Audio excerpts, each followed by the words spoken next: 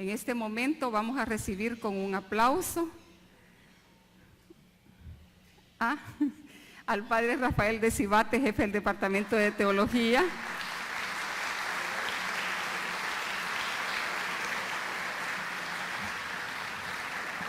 Que va a presentar a nuestro ponente, el padre José Luis Sicre. El tema de la ponencia es Justicia y Sabiduría, los sabios de Israel y su preocupación por la justicia.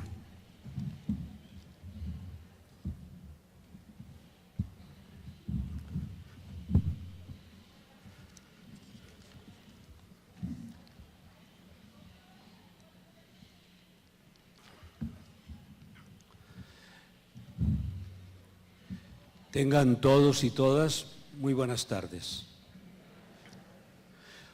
Hoy tengo el gusto y el honor de presentar a José Luis Sicre Díaz, sacerdote jesuita, nacido en Cádiz, con quien hicimos juntos los estudios bíblicos en Roma. Él es doctor en Sagrada Escritura por el Pontificio Instituto Bíblico de Roma.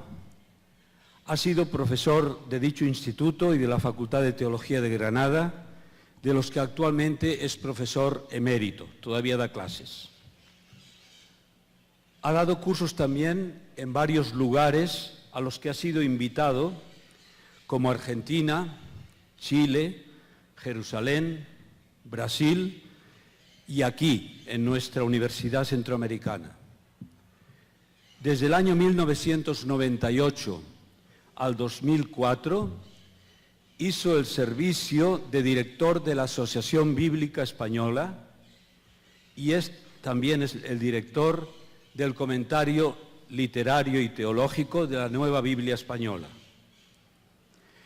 Él tiene muchísimos escritos, libros y artículos sobre el Antiguo y el Nuevo Testamento, sobre el profetismo, sobre Josué, sobre Job, sobre los evangelios y el mundo de Jesús, sobre los hechos de los apóstoles y también sobre grandes temas bíblicos como las idolatrías reales que hay en la vida, esas idolatrías reales que también aparecen en la Biblia, que no son los ídolos, sino la pobreza, la economía, etc.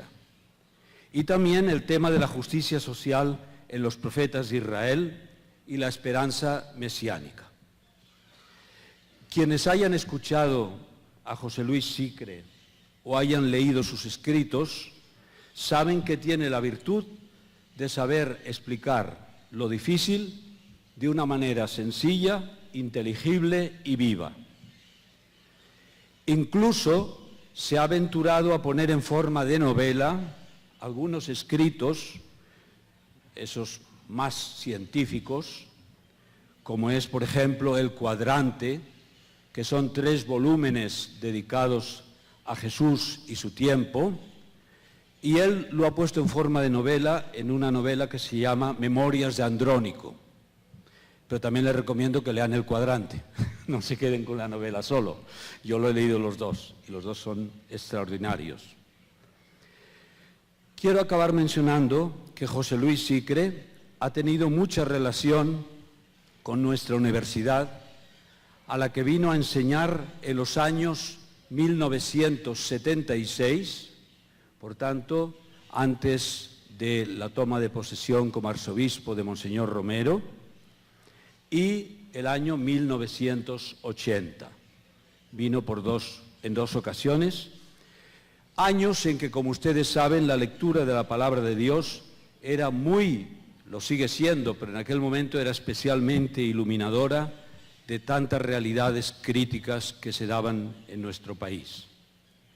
En esos años él tuvo ocasión de conocer y convivir con algunos de nuestros mártires, cuyo legado nos va a ayudar en esta tarde a descubrir, a partir de su estudio sobre la violencia y el poder en la Biblia.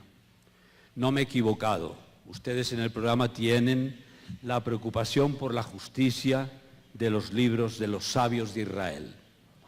Él va a hablar sobre la violencia y el poder en la Biblia. Él ya lo explicará, posiblemente es porque como también estuvo aquí ayer, pues quizás ha querido enlazar y se ha pasado toda, no sé si la noche, pero al menos la mañana, ahí rehaciendo su ponencia.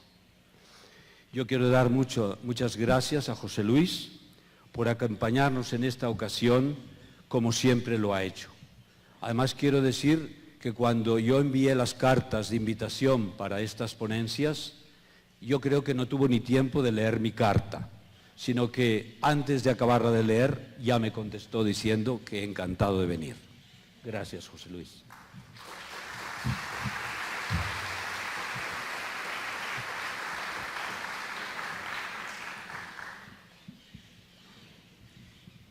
Buenas tardes. Ante todo, agradezco esta invitación que me han hecho para participar en el Congreso, porque me permite volver a El Salvador después de 35 años, saludar a personas muy queridas por mí, aunque tenemos la mala fama los jesuitas de que no nos queremos,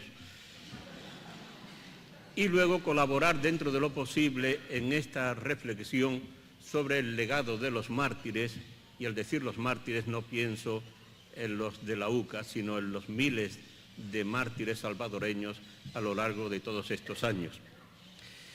Cuando Rafa me mandó la invitación, pensando en el tema, lo primero que hice fue descartar a los profetas, por un motivo muy sencillo, porque yo todo lo que sé de profetas ya lo he escrito, y más de lo que sé. Entonces, pensando en que algunos de los jesuitas asesinados estaban muy vinculados a esta universidad y al mundo intelectual, se me ocurrió que sería interesante tratar el tema de los intelectuales y la justicia, la preocupación de los intelectuales bíblicos, los autores de los libros de los Proverbios, de Job, Eclesiastés y Eclesiástico, por la justicia y por los pobres. Sin embargo, cuando estuve escuchando ayer las ponencias, se me planteó un problema, y voy a intentar explicar por qué he cambiado el título, que no es Violencia y Poder, sino Violencia y Perdón. La última vez que estuve aquí en El Salvador, en 1980, poco después de la muerte, del asesinato de Monseñor Romero, todos los días me dedicaba a recortar del periódico las fotografías y las noticias de los que habían sido asesinados el día antes. Y al cabo de mes y medio, que es lo único que me permitieron estar aquí, me volví a España con una carpeta llena de víctimas, algo realmente impresionante. Con esa ignorancia que tiene uno cuando vive lejos de este país, yo pensaba que al final de la guerra la situación habría mejorado notablemente y que El Salvador sería ya un país normal, o casi normal, diríamos. Algunas noticias, sobre todo a través de Juan Antonio Estrada, al que muchos de ustedes conocerán, me decían que no, que seguía habiendo un problema grave de violencia. Pero ayer por la tarde, cuando escuché la ponencia de Marta, me quedé muy impresionado. Y entonces hablar del tema de los intelectuales o los sabios y la justicia, desde el punto de vista bíblico, me resultaba una cosa muy interesante, pero en cierto modo fría. Y por eso esta mañana decidí cambiar. Fue una ocurrencia de estas, repentina, y voy a cambiar de tema. Un tema que empalme mucho más con las dos ponencias que se trataron ayer. Y así ha surgido este esquema de violencia y perdón, que es el que voy a proponer. Tengan en cuenta que es algo elaborado a la carrera en todas las horas de este día, pero que no está perfectamente desarrollado, podrá tener numerosos huecos y fallos. Voy a dividir la charla en dos partes. La primera es el triunfo de la violencia y de la muerte. Y la segunda, el triunfo del perdón. Y estas dos partes las veo como las dos caras de una moneda. Y esto que digo ya no es un recurso literario, es una cosa realmente importante. Es decir, que en una moneda no puede uno separar las dos caras. Puede uno cortarla por la mitad y se queda con una cara o con la otra, pero ya no es la moneda, ya no tiene valor ninguno. Y entonces una de las cosas que quiero reflexionar y hacer caer en la cuenta es de que, desgraciadamente, en el mundo en el que vivimos, el perdón siempre irá acompañado de la violencia. Y la violencia siempre deberá ir acompañado del perdón. Y comienzo con el primer punto del triunfo de la violencia y de la muerte, que voy a desarrollar en 4 aspectos. En primer lugar, hablaré de la violencia humana por motivos humanos. Luego, de la violencia de Dios. En tercer lugar, de la violencia humana por motivos religiosos. Y finalmente, de las víctimas de la violencia. Eso es la primera parte. Y comienzo con la violencia humana por motivos humanos. Y todo comienza en la Biblia con un misterio, que sería el misterio de la violencia, el misterio de la maldad, representado por Caín y Abel. Del pecado original se habla mucho, en cambio del primer pecado de la humanidad, porque el pecado original queda como aparte en un mundo distinto del paraíso, y este ya en la historia, el primer pecado en la historia es un asesinato. El asesinato de un hermano. El texto bíblico 7 veces repite que Abel es el hermano, y a veces no se menciona a Abel, sino se dice tu hermano o su hermano. Por consiguiente, el tema está enfocado absolutamente a la fraternidad. Para comprender este relato del Génesis conviene tener muy presente una cuestión. No se trata de un relato histórico. Es decir, no se trata de que hubo un señor llamado Caín que se dedicaba a cultivar la tierra y que tenía un hermano llamado Abel que era pastor. No es eso. No son personajes históricos. Este es un relato mítico.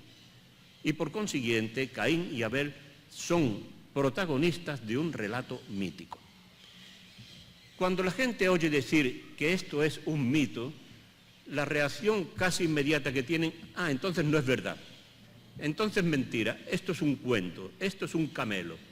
Y cuanto más presumen de intelectuales y de listos, más desprecian el mito.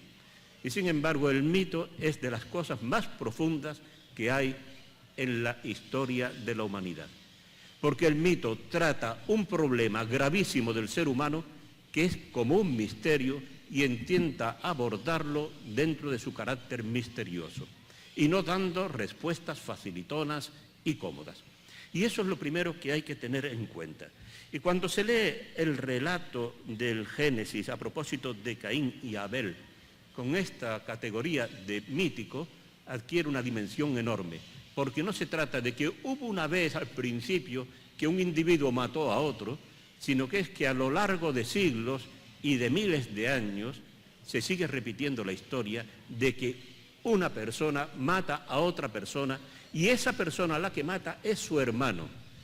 Y cuando un yihadista mata a un cualquiera, como ha ocurrido ayer, por ejemplo, en Túnez, está matando a su hermano. Y cuando se bombardea Irak o Irán, se están bombardeando a hermanos.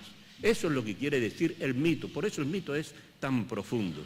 No son personajes históricos, es toda la humanidad la que está encarnada en esos personajes y son hermanos los que matan a su hermano. Ese es el problema que se plantea. Pero el relato desconcierta porque todo lo sumerge en el misterio. No da respuestas a preguntas fundamentales. Incluso lo que hace es añadir interrogantes gravísimos. Por ejemplo, a propósito de la actitud de Dios. Cuando nace Caín, Eva pronuncia unas palabras un tanto misteriosas. Dice, he conseguido un varón con Dios. Kaniti ish met Adonai. Et Adonai es una expresión que nadie sabe interpretar. Con el Dios, con el Señor. ¿Qué significa que Eva ha concebido o ha tenido un varón con Dios? La traducción antigua y la más frecuente es con la ayuda del Señor. Y entonces tenemos ya aquí un detalle fundamental, y es que Eva ha dado a luz al primer asesino de la historia con la ayuda de Dios. Tenemos un misterio gravísimo. Cuando seguimos avanzando en el relato, Dios colabora, va a poner la base para esa muerte. Porque resulta que Dios, ante las dos ofrendas que se le hacen, lo que ofrece Abel y lo que ofrece Caín, Dios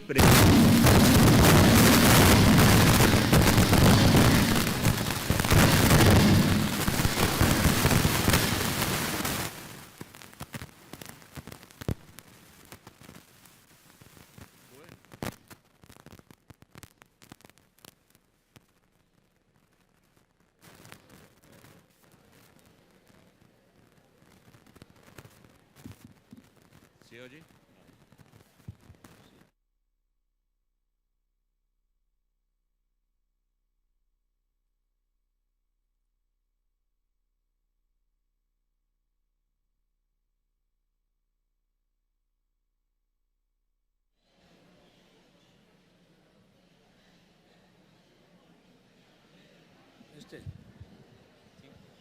¿Este se oye? Así.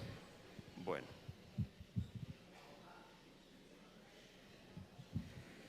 ¿Se habrá asustado de lo que estaba diciendo?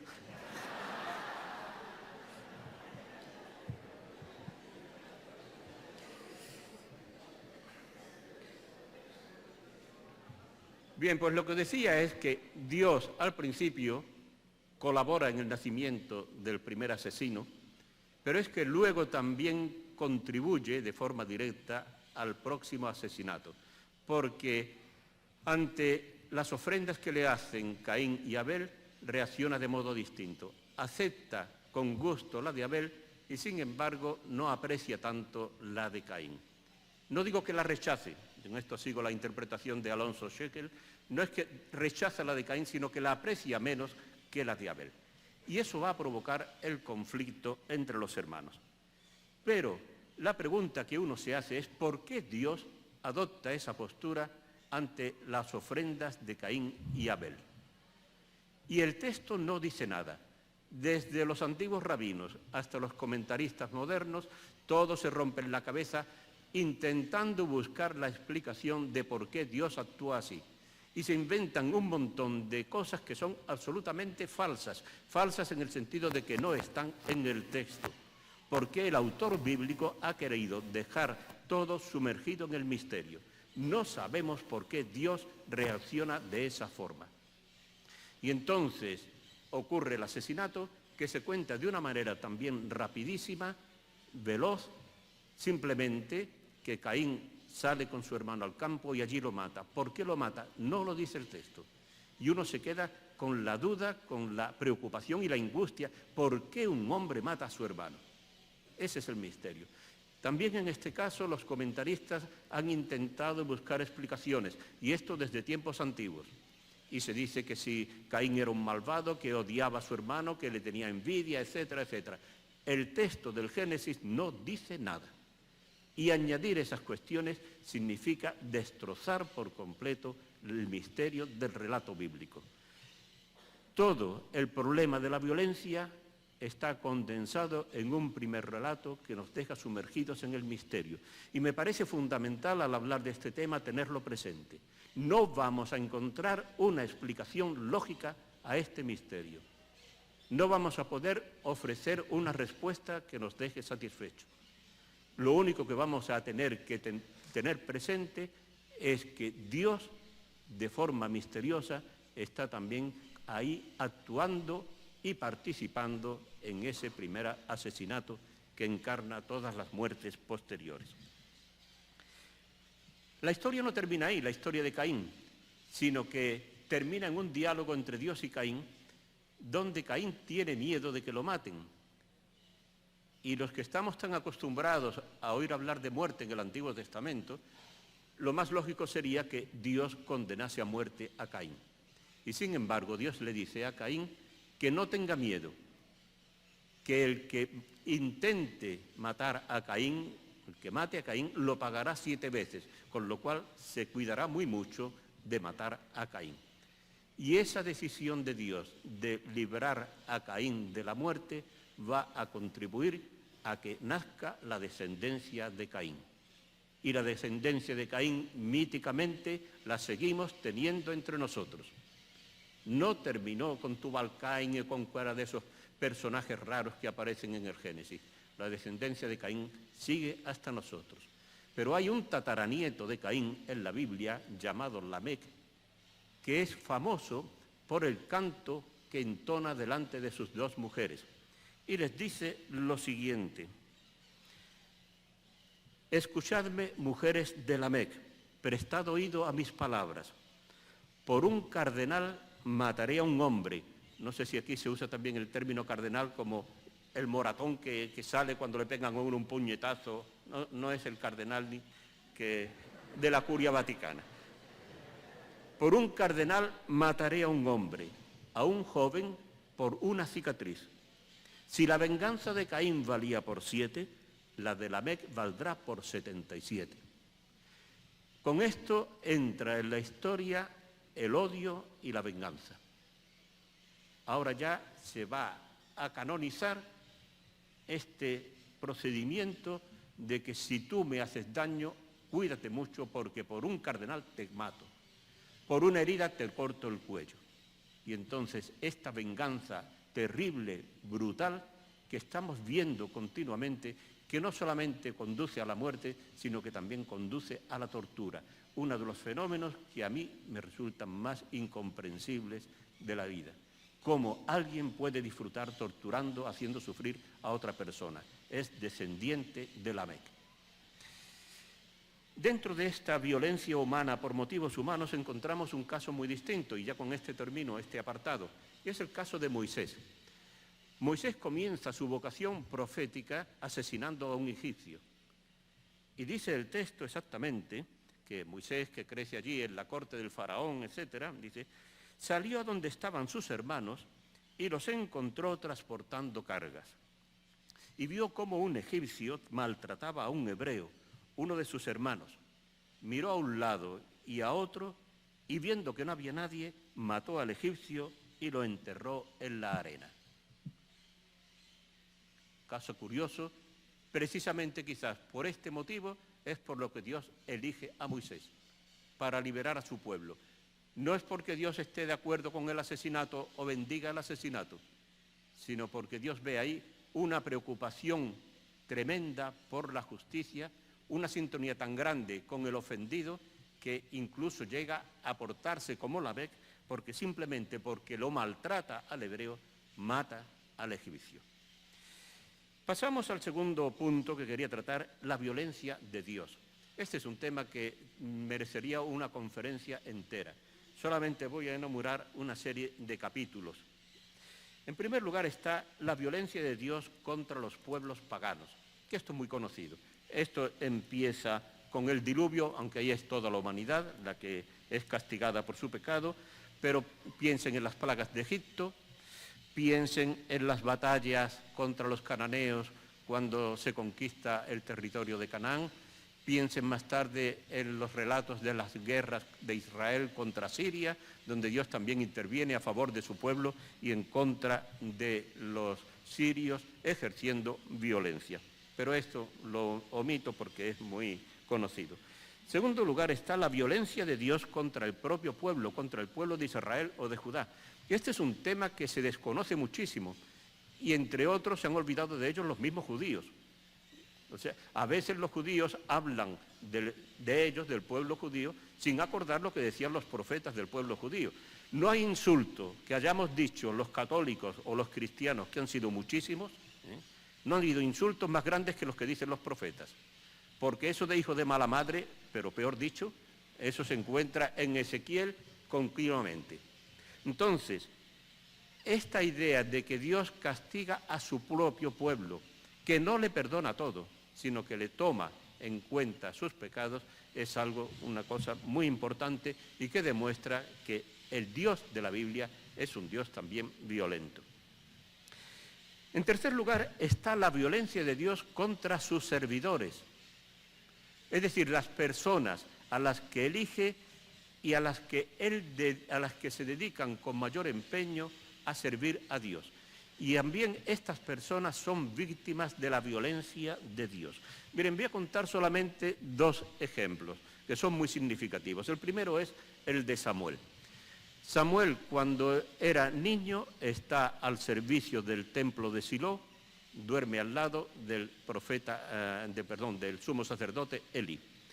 Y entonces una noche Dios lo llama, Samuel, Samuel, es una historia muy conocida, no hace falta detenerse en ella. A la tercera ya, Samuel se levanta y dice, habla Señor, que tu siervo escucha. Y cuando Dios habla a Samuel, que es un niño de 12 años según Flavio Josefo, un niño, lo que Dios le dice es algo tremendo, es que va a castigar al sumo sacerdote Elí y a la familia del sumo sacerdote. Con esa familia Samuel ha estado viviendo desde que era un niño pequeñísimo, de 2 o 3 años. Se ha criado toda la vida con esa familia. Y entonces Dios, en vez de despertar al sacerdote Elí y decirle que lo castiga por los pecados de sus hijos, despierta al pobrecito Samuel, que es un niño, y le dice, mañana por la mañana le dices al sacerdote Elí que lo condeno a él y a su familia. Por la mañana, cuando se levanta, Samuel tiene miedo de comunicar la palabra de Dios y se queda callado. Eso es una forma de coacción de Dios, de violencia de Dios a un niño. Eso hoy día lo denunciarían absolutamente y lo condenarían y lo llevarían a los tribunales y no quiero saber lo que le pasaría a Dios por haber hecho eso con Samuel. Un caso, y quizás más hiriente todavía, es lo que le ocurre a Ezequiel. Ezequiel estaba casado, muere su esposa. Cuando muere la esposa de un israelita en el mundo antiguo, el ritual que tiene que realizar es muy parecido al que hacen los gitanos. Yo no sé si por aquí hay gitanos, pero allí en Granada concretamente los conocemos bastante. Y el ritual ante la muerte de un ser querido es muy especial. En la Biblia tiene que vestirse de traje de luto, echarse ceniza por la cabeza, tiene que hacer duelo, es una cosa muy, muy llamativa, tiene que gritar, tiene que dar alaridos, simbolizando, expresando el dolor tremendo que le provoca la pérdida de ese ser querido. Pues entonces Dios a Ezequiel le dice que no haga absolutamente nada de eso, que no puede ni vestirse de luto, ni echarse ceniza por la cabeza, ni entonar elegías, nada, aunque se le haya muerto su mujer, porque tiene que simbolizar lo que le va a ocurrir al pueblo judío cuando sea deportado, cuando pierda a la niña de sus ojos, que es Jerusalén. Por consiguiente, Dios ejerce también violencia hacia las personas que lo sirven con más dedicación. Y finalmente, Dios es también violento con el inocente. Y aquí tenemos 2 casos emblemáticos. Es el caso del siervo de Dios en el Antiguo Testamento, en Isaías 53, y es el caso de Jesús en el Nuevo Testamento. El caso de Jesús es tan terrible que nos cuesta y nos supone un esfuerzo inmenso, a veces incluso leer y comentar los textos del Nuevo Testamento a propósito de la muerte de Jesús, y que el Nuevo Testamento no dice así alegremente, la culpa la tienen los romanos, la culpa la tiene Pilato, la culpa la tiene... No, aquí hay un misterio en que Dios está por medio. Y Él es Dios que ama tanto al mundo que entregó a su propio Hijo. Y preferimos hablar de otras cosas a pensar que Dios está entregando a su Hijo a la muerte por amor a nosotros. Bien. El tercer entiendo de la violencia de Dios, esto que he dicho es la violencia practicada por Dios. Pero también hay que hablar de la violencia ordenada por Dios, que es distinto, es cuando Dios da orden de ejercitar la violencia. Por ejemplo, a propósito de los idólatras, de los paganos. Hay unas palabras en el Deuteronomio capítulo 7 realmente terribles. Dice así, es Dios el que habla, Moisés en nombre de Dios. Cuando el Señor tu Dios te introduzca en la tierra donde entras para tomar posesión de ella y expulse a tu llegada a naciones más grandes que tú, hititas, girgasitas, amorreos, cananeos, fereceos, heveos y jebuseos, 7 pueblos más numerosos y fuertes que tú, cuando el Señor tu Dios los entregue en tu poder y tú los venzas, los consagrarás sin remisión al exterminio. Esto es el jerem, es decir, que hay que matarlos a todos, hombres, mujeres y niños. Eso es el exterminio. pues a todos esos pueblos los consagrarás sin remisión al exterminio. No pactarás con ellos ni les tendrás piedad. Algo terrible y que ha tenido un influjo enorme en la historia de la Iglesia, como saldrá más adelante. Pues esta orden de Dios a Moisés y de Moisés al pueblo la va a poner en práctica más adelante Josué cuando conquiste la tierra prometida. Y leo solamente algunas frases. Aquel día Josué tomó Maqueda, la pasó a cuchillo, consagrando al exterminio a su rey y a todos sus habitantes. No quedó un superviviente. Y esto lo cuenta como un timbre de gloria para Josué, porque ha puesto en práctica el Deuteronomio. Desde Maqueda, Josué y los israelitas pasaron a Libna y la atacaron y pasaron a cuchillo a todos los habitantes. No quedó un superviviente. Y así podría seguir, si tuviese tiempo, con otra serie de ciudades.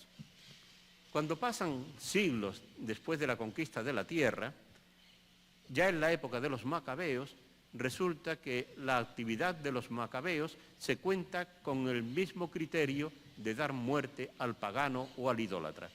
Judas Macabeo, tomó la ciudad Bosra, pasó a cuchillo a todos los varones, saqueó la villa y la incendió.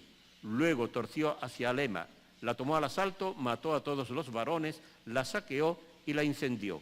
Partió de allí y conquistó Casfo, Maqued y Beser, como las ciudades de Galaad, etcétera, etcétera. Aquí habrán visto que la diferencia es que las mujeres y los niños no los asesina, no los mata. Pero eso es por un motivo que ahora está en la ley y que ahora no tengo tiempo de comentar. Pero esto es violencia ejercida por obediencia a Dios. También en este capítulo habría que incluir la condena de los falsos profetas, que son condenados a muerte, y se dice en Deuteronomio 13, si entre los tuyos aparece un profeta o vidente de sueños y anunciando un signo o prodigio te propone, vamos a seguir a dioses extranjeros y a darle culto, aunque se cumpla un prodigio, un milagro, lo que sea, no dejes de seguir al Señor tu Dios. Y a ese profeta o vidente de sueños será ejecutado por haber predicado la rebelión contra el Señor vuestro Dios que os sacó de Egipto, etcétera, etcétera. Esta idea de que el falso profeta tiene que ser condenado a muerte se va a aplicar con mucha más razón cuando se trata de un falso profeta cananeo, como hace Elías en el Monte Carmelo con los 450 profetas de Baal. El tercer punto es la violencia humana en nombre de Dios. Hemos visto la violencia humana por motivos humanos y la violencia de Dios, tanto la que Dios practica como la que Dios ordena. Vamos a pasar ahora a la violencia humana en nombre de Dios, es decir, la violencia humana por motivos religiosos, de la que hablaba ayer Pepe Castillo, y por eso también he querido tratar este tema en continuación con las ponencias de ayer tarde. En este caso se trata de las personas que enfocan su celo religioso, y el término celo es el término bíblico, por la causa de Dios, y ese celo les lleva a asesinar a otra persona. El caso primero, el que se convierte en ejemplo para los demás, es el de un sacerdote finés. El problema es el siguiente: los israelitas, viniendo desde Egipto, han llegado a la frontera con Israel, están en territorio de Moab. Y entonces un israelita ve a una moabita, la moabita ve al israelita y los dos se enamoran así a toda prisa, se meten en la tienda sin noviazgo previo, y dice el libro de los Números que un israelita fue y trajo a su tienda a una madianita, a la vista de Moisés y de toda la comunidad israelita. Entonces todos se quedan llorando a la entrada de la tienda del encuentro, lamentándose de lo que está ocurriendo, de un pecado tan grave. Pero hay uno, un sacerdote, Finés, hijo de Eleazar, hijo de Aarón, es decir, un nieto de Aarón, por consiguiente sobrino nieto de Moisés, según la Biblia, ¿no? Se levantó en medio de la asamblea, empuñó su lanza y entrando detrás del israelita en la alcoba, atravesó a los dos, al israelita y a la mujer. Pero la historia no termina aquí. Fíjense cómo continúa. El Señor dijo a Moisés: el sacerdote Finés, hijo de Eleazar, hijo de Aarón, celoso de mis derechos ante el pueblo, ha apartado mi cólera de los israelitas y mi celo no los ha consumido. Por eso prometo, le ofrezco una alianza de paz. El sacerdocio será para él y para sus descendientes, en pacto perpetuo, en pago por su celo por Dios y de haber expiado por los israelitas. Aquí el premio es una gran fuente de ingresos económicos, convertirse en sacerdote. Esto habría que leer Ezequiel y habría que leer el Levítico para explicarlo a fondo. Pero esa recompensa económica vitalicia la reciben Finés y los sacerdotes por haber matado a aquellos dos que estaban pecando en contra del Señor. Esta idea de Finés, que por celo religioso asesina a alguien, va a reaparecer al cabo de muchos siglos en la figura de Matatías, el padre de los macabeos. Él vive en Modín. Para los que hayan estado en Israel, pues está allí bajando de la montaña, ya muy cerca del aeropuerto de Tel Aviv. Y entonces en Modín un día se presenta un embajador del rey de Siria obligando a la gente a actuar en contra de la ley de Moisés. Y que, entre otras cosas, pide que sacrifiquen en un altar pagano. Y la gente está dudando hasta que un israelita, se adelanta y empieza a ofrecer.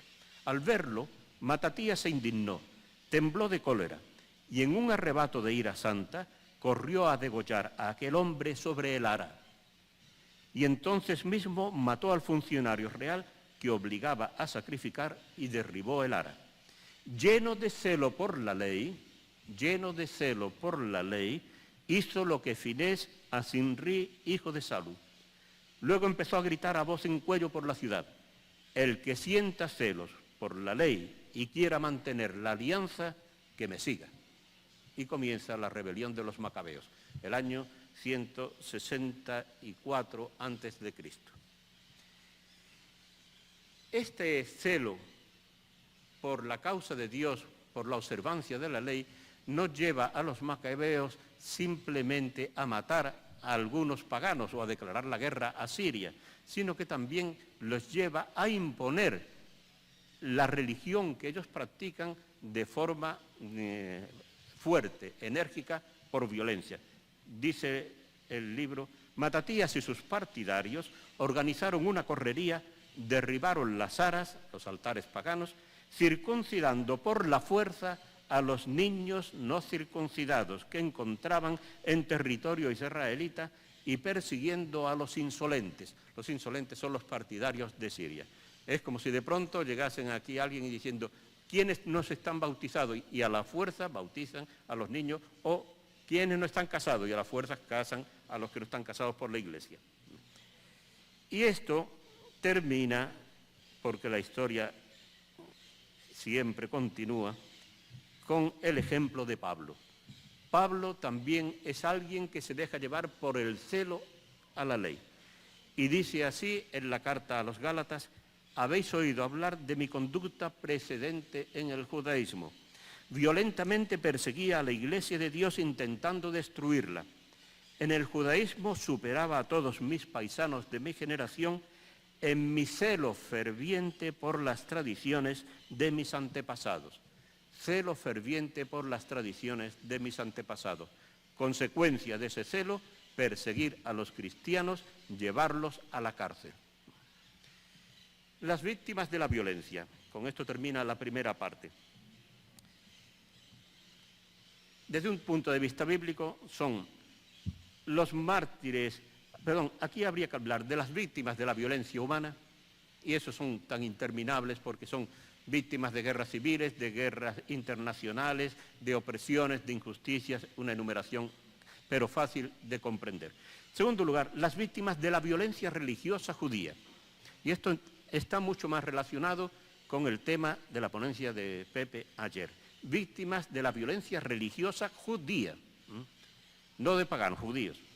Aquí están, en el Antiguo Testamento, especialmente los profetas. En el Nuevo Testamento, Jesús, Esteban y Santiago, que son los tres mártires que se conocen por sus nombres. ¿Por qué los matan? Los motivos que encontramos en el Antiguo y Nuevo Testamento son variados. Los profetas los persiguen, en algún caso los matan, por denunciar y decir cosas que no agradan al rey, a las autoridades religiosas, a los poderosos, incluso a gran parte del pueblo. No podemos, desde un punto de vista bíblico, yo esto lo subrayo mucho, no podemos mitificar al pueblo, no podemos idealizarlo. La Biblia es cruel cuando habla del pueblo. El libro del Éxodo, que es el libro de la liberación, que siempre se cita para hablar de la teología de la liberación, etc., el libro del Éxodo es cruel con el pueblo, porque el pueblo lo que quiere siempre es volver a Egipto, y lo que hace es quejarse de Dios, quejarse de Moisés, quejarse de Aarón y quejarse de todo lo que le ocurre. Y aunque esto sea una versión exagerada, pero creo que es también muy realista. Y aquí en El Salvador, lo saben ustedes infinitamente mejor que yo, pero allí me impresionaba cómo a veces la gente del pueblo, la gente más pobre y más humilde, eran también los mayores enemigos de los que defendían a los pobres y a los humildes. Bueno, esto conviene tenerlo en cuenta. Matan también y persiguen a los personajes religiosos por hacer cosas que se consideran contrarias a la ley de Moisés. En concreto, hablando de Jesús, la contravención del sábado. A veces hay una tendencia, últimamente, a hablar mucho de los motivos políticos de la muerte de Jesús. Y yo no los niego porque están clarísimos en el Evangelio de Juan, donde Caifás dice, como no nos lo carguemos a este señor, van a venir los romanos y nos van a aniquilar a todos. Es decir, que a Jesús lo veían como un peligro político. Pero el tema recurrente, el continuo en los evangelios, es que Jesús contraviene el sábado. Y hay que saber lo que significaba el sábado para un judío, y que los contemporáneos de Jesús sabían muchas historias. A veces podía decir, mi padre murió, mi abuelo murió por observar el sábado. Y entonces que Jesús venga contraviniendo el sábado y justificando a sus discípulos que están contraviniendo el sábado por comer pipas o por comer ahí cualquier cosita y llevársela a la boca, oiga usted, que esto es una cosa muy seria. Entonces, esa actitud de Jesús de fastidiar haciendo en sábado lo que podía hacer perfectamente en viernes o en domingo, eso es algo que no le perdonan las autoridades religiosas judías. No le perdonan tampoco esa entrada en el templo de Jerusalén, que es un acto realmente revolucionario, cuando se conoce lo que dice la profecía de Malaquías de Zacarías, y cuando se ve cómo reacciona la gente ante esa entrada. Es decir, que ese es otro motivo cuando se hacen cosas que se consideran contrarias a la ley. Cuando se dicen blasfemias, es otra de las cosas que se acusa a Jesús y a Esteban. Y hay a veces blasfemias que no las consideramos, pero es que muchas veces, mi querido amigo Rafa estaría totalmente de acuerdo conmigo, como no se conoce el Antiguo Testamento, no se comprende el Nuevo. Por ejemplo, se lee el Sermón del Monte, habéis oído que se dijo a vuestros antepasados, a vuestros mayores, el que mate, etc. Habéis oído que se dijo a vuestros mayores, pero yo os digo, el que dijo a vuestros mayores fue Moisés en nombre de Dios, es decir, fue Dios. Y entonces aquí dice, Dios dijo en el Antiguo Testamento, pero yo os digo que eso no sirve para nada, que esto ya lo cambio. ¿Y usted quién es para cambiar eso? Es algo terrible. Y así 6 veces en el Sermón del Monte, ustedes han oído que se dijo, pero yo les digo. Hace pocos días en la misa leíamos un texto del Evangelio de Marcos, donde acusan a los discípulos de que no se han lavado las manos antes de comer, los fariseos se escandalizan, y entonces Jesús estalla y dice, miren ustedes, lo que entra por la boca no puede contaminar al hombre. Y como explica después, porque eso pasa al estómago y después va a la letrina, ¿no? Lo que contamina al hombre es lo que sale del interior. Y nosotros decimos todo que es sabio, que es bueno, y el comentario de Marcos diciendo con eso declaraba puros todos los alimentos. Pero uno que conoce el Deuteronomio y el Levítico, dice, oiga usted, que eso no es un capricho, y eso de que los alimentos contaminan lo dice Dios en el Deuteronomio, y lo repite en el Levítico, y están las leyes alimentarias, y están los animales que contaminan y los que no contaminan, los que se pueden comer y los que no se pueden comer. Y entonces, si usted dice que cualquier alimento se puede comer, usted está diciendo que el Levítico es una estupidez y que el Deuteronomio es una estupidez. Esos son auténticas blasfemias que no conocemos porque no conocemos el Antiguo Testamento y no hacemos la relación entre una cosa y otra.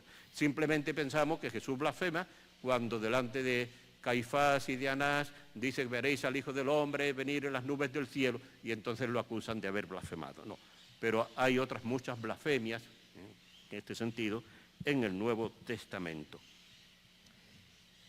Hay también el caso en el Nuevo Testamento del el que es asesinado o lo matan por el puro placer de matar, y es lo que hace Herodes con Santiago, al que manda matar porque daba gusto a los judíos. Viendo que eso daba gusto a los judíos, lo mandó matar y se quedó tan tranquilo. Bueno, y esto me parece que es una cosa también importante, porque puede ocurrir en la actualidad con tantísima violencia, que a veces queremos catalogar qué es lo que habría dicho, qué es lo que habrá hecho, ¿no? Pues mire usted, a veces que no ha hecho ni dicho nada, sino simplemente que hay gente que disfruta matando. Y las iglesias de África esto lo saben perfectamente, que le puede estallar una bomba cuando van a misa un domingo. Tienen el inmenso mérito de seguir asistiendo a sus eucaristías. En el fondo yo creo que aquí, en este capítulo de las víctimas de la violencia religiosa judía, ¿por qué persiguen a la gente? En el fondo está la distinta idea de Dios. Los profetas, Jesús, Esteban detrás de Jesús, etc., traen una imagen de Dios que no se compagina lo más mínimo con la imagen que podían tener los sumos sacerdotes, los fariseos, los escribas, etc. Y ese choque es tan terrible, tan fuerte, que es irreconciliable y lleva incluso al asesinato. Voy a omitir el punto siguiente, que sería las víctimas de la violencia religiosa pagana, porque yo a qué hora tendría que terminar. Ya tendría que haber terminado, ¿no? Bueno, pues, ustedes perdonen, como estoy improvisando la conferencia, pues entonces voy a pasar a la otra cara de la moneda, así muy esquemáticamente. Los puntos que trataría serían los siguientes. En primer lugar, hablaría del Antiguo Testamento, el triunfo del perdón. En el Antiguo Testamento hay páginas maravillosas sobre el perdón. Y quizás a mí, de las que más me gustan, es la de Jacob cuando perdona a Esaú. Una página que los judíos después cambiaron en el Targum y en otra serie de escritos de forma absoluta, porque no querían que Esaú fuese el bueno. Y sin embargo, Jacob, que era un canalla, porque Jacob le vendió a su hermano muerto de hambre, le vende la primogenitura a cambio de un plato de lentejas. O sea, que llega su hermano, está muerto de hambre, le dice: dame eso. Le dice: sí, te doy, pero a condición de la primogenitura. Y luego, más tarde, engañando a su padre, mintiendo, jurando por Dios a todas cosas falsas, le arrebata también la bendición en la hora de la muerte.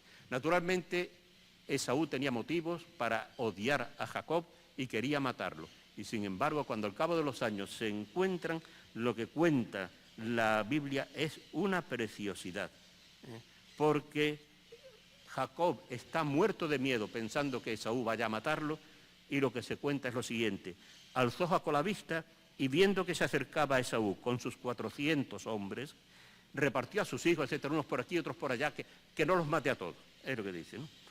Y entonces él se adelantó y se fue postrando en tierra 7 veces hasta alcanzar a su hermano.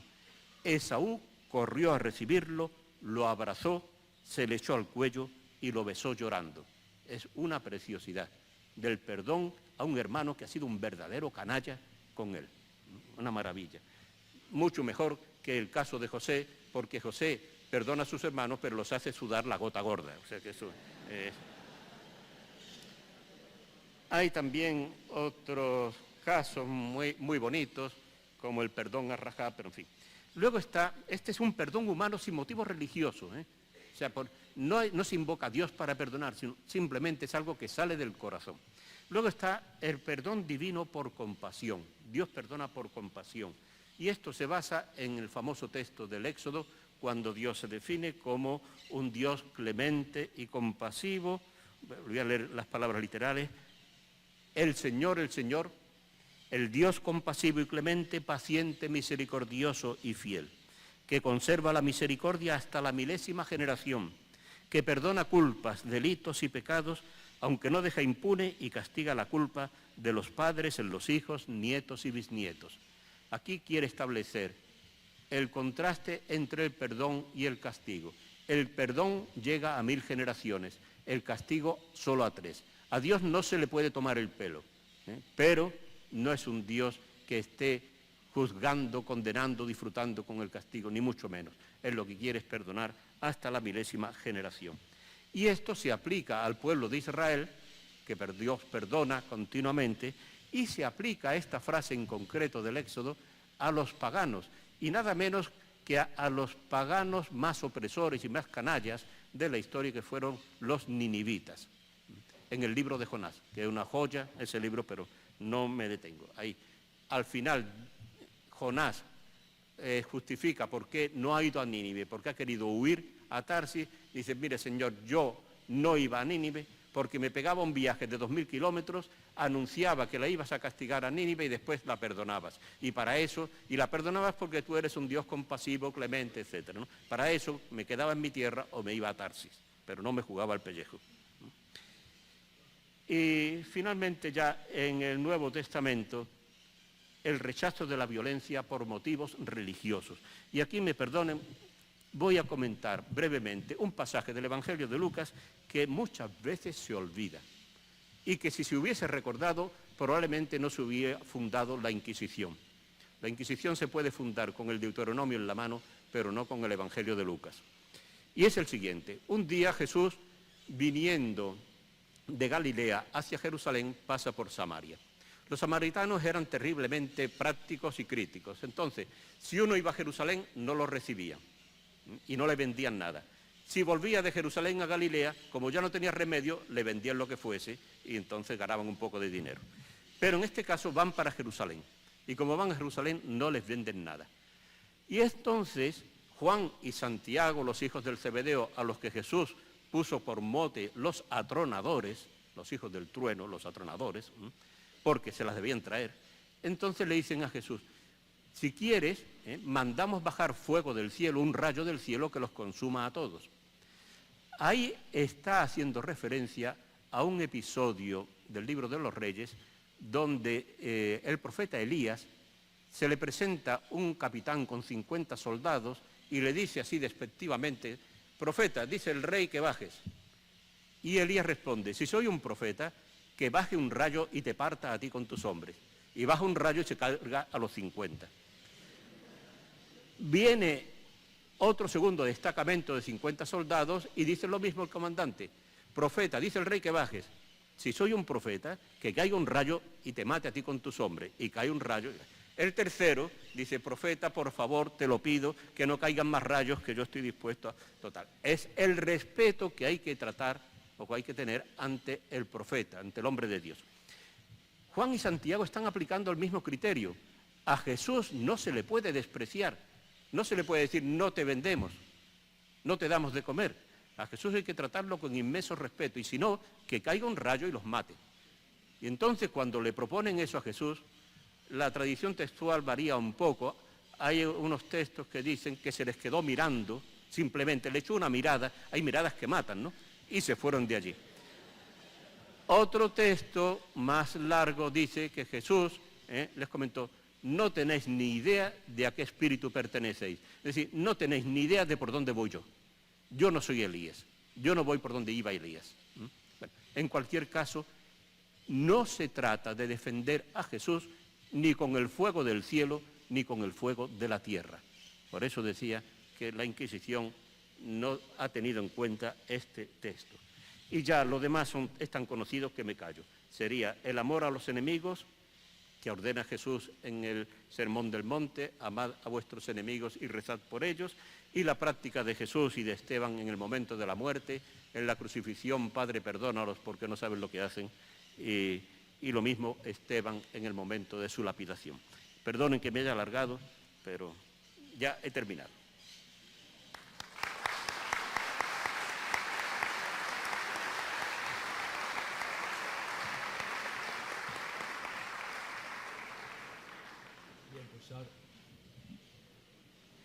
Conste que he hablado 48 minutos, que está aquí grabado perfectamente. Así. Uno. Padre Sicri, una primera pregunta del público acá. ¿La violencia es obra de Dios o es obra de los escritores sagrados que están heridos o golpeados por conflictos locales? No he entendido bien la segunda parte de la frase. ¿Qué? Si la violencia es obra de Dios o de los escritores sagrados que han sido violentados. Que han sido violentados. Ah, bueno, mire, esa interpretación psicoanalítica vamos a dejarla, con perdón, ¿eh? No, es que eso se ha dicho de Ezequiel, por ejemplo, ¿no?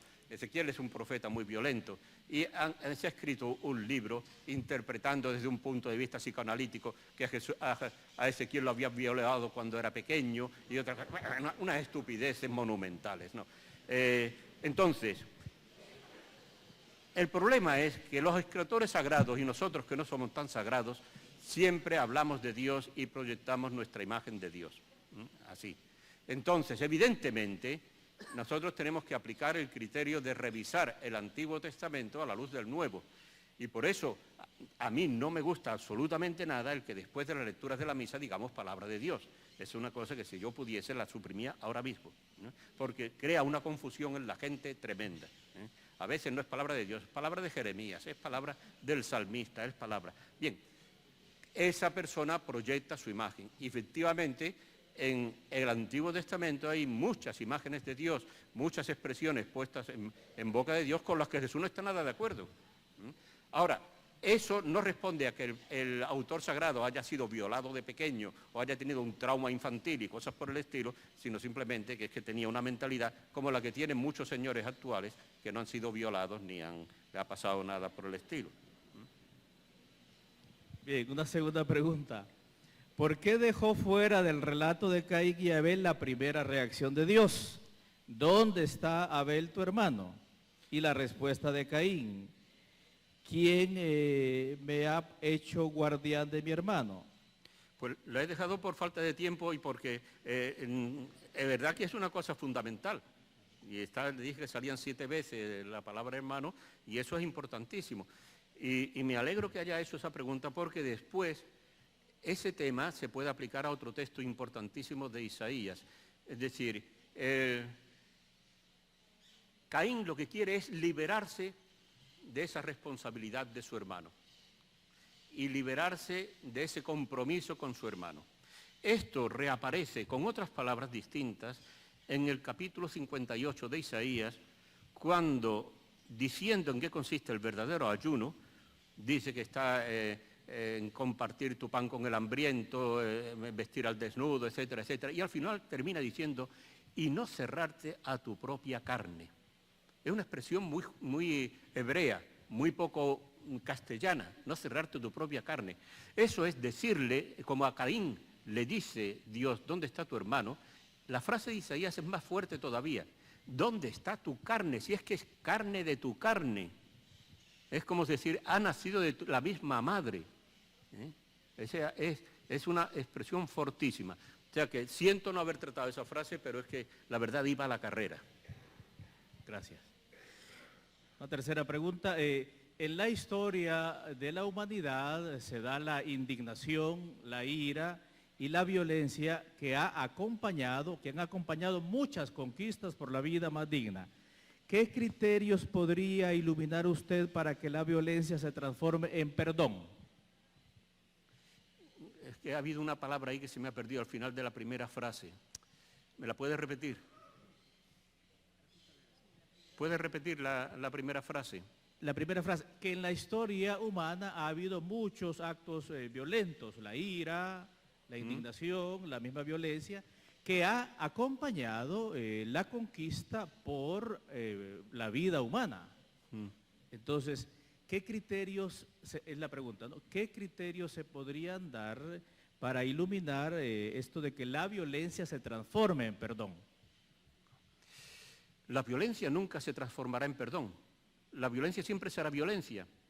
Y en la historia de la humanidad siempre habrá violencia. El paraíso será el paraíso. Vendrá más tarde. Aquí lo que tenemos que procurar es que la violencia ocupe el menos espacio posible y el perdón ocupe el mayor espacio posible. Pero no es que la violencia se transforme en perdón, no es como me parece a mí que no es ese el fenómeno posible, sino que, diríamos, me viene ahora a la cabeza una frase de Garodí, de este señor francés tan original que pasó, que fue comunista, ateo, cristiano, musulmán, pasó por todo, ¿no? Y él decía que el amor a los enemigos consiste en conseguir que dejen de ser enemigos. Y es verdad, pues un poco sería así. La victoria sobre la violencia es conseguir que el violento no sea violento. Muchas gracias, padre. Bien, pues, muchas gracias.